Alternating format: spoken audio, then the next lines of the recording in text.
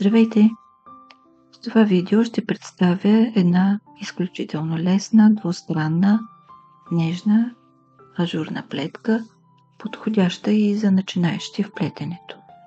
Изпълнява се еднакво от двете страни. Схемата е от 5 бримки и един ред. Състои се от вертикални секции, жартиерна от 3 бримки и ажурна от 2. Жартиерната плетка се изпълнява еднакво от двете страни, или само с лицеви, или само с опакови бримки. Аз ги плета лицево, защото ми е по-удобно, понеже плета на пръст. Конецът ми е на пръста. Но ако плетете с конец на врата, тези 3 бримки ще ви е по-удобно да ги плетете опаково от двете страни. Започваме.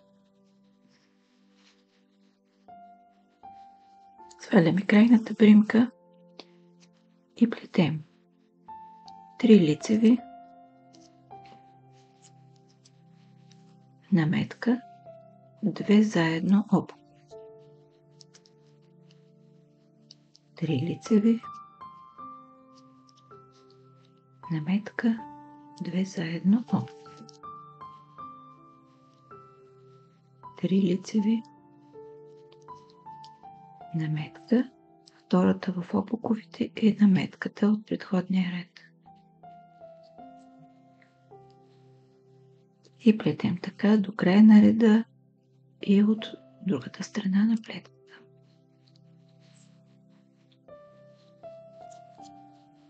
Крайната бримка изплетам лицево за задната стена, а в началото на следващия ред я свалям без изплетане.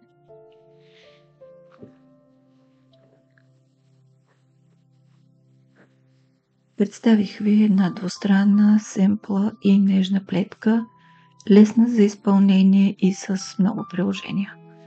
Горещо ви я препоръчвам. Благодаря ви, че бяхме заедно. Ако харесвате това видео, натиснете бутон лайк.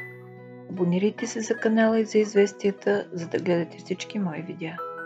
Пожелавам ви вдъхновение, плетете с любов и бъдете щастливи. До скоро!